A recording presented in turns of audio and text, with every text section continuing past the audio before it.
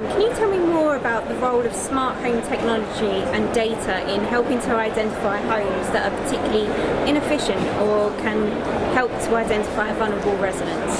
Yeah, so Aico HomeLink, we're using IoT sensors, Internet of Thing, to understand which homes are particularly poorly performing, both in terms of energy efficiency, but also in terms of disrepair, so issues like damp and mould.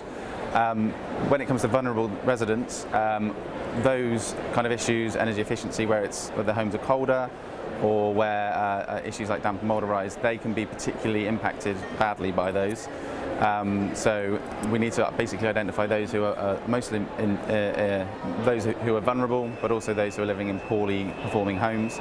And in doing so, we can kind of target the actions that landlords take to resolve those issues.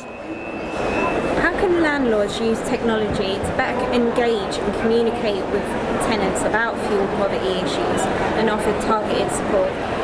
Yeah, so I guess tailoring the approaches that they have for communicating with residents. So both in terms of the medium through which they communicate with them. We have our resident app, which they can use to contact their residents directly, but also providing messages that are relevant for their homes, so they have information about how their homes are performing, the conditions within their homes, so they can actually tailor that advice based on what might be impacting the residents, which hopefully will be more be received better by the residents based on what is really going on in their homes.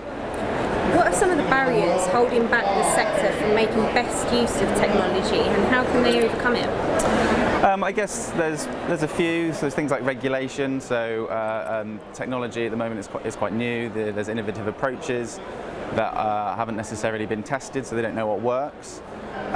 Skepticism around technology. So there's been impacts around kind of data leaks and the role of big companies like Facebook and Google and how they collect our data and use it. So this kind of idea that residents are being watched is something that we're trying to deal with.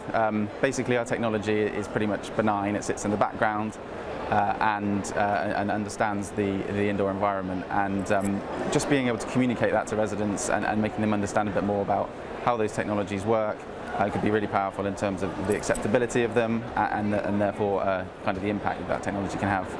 And what do you think are the barriers to landlords tackling fuel poverty specifically? It's a really big issue at the moment. So fuel poverty, particularly this winter, is going to get much worse. The price cap on energy is going up, predicted to go around £3,000, and probably go up further. So providing tools for landlords to be able to reduce bills for residents is one of those things we need. There's funding available to improve energy efficiency of homes, but it's going to be a really difficult challenge over the winter because of the immediacy of the problem. So it's really hard to say at this point, but there are things in the pipeline. Probably need to bring forward energy efficiency standards so that we can target better quality homes quicker.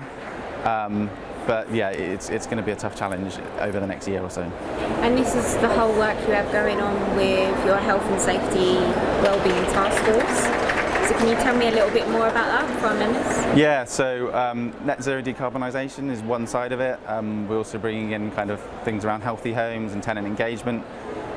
So we basically want to use a holistic approach to providing healthy, safe homes. And so what the task force does is brings in organisations in the sector to kind of have this unified, holistic approach to overcoming some of these major issues. And hopefully we can make some progress on it, pretty soon.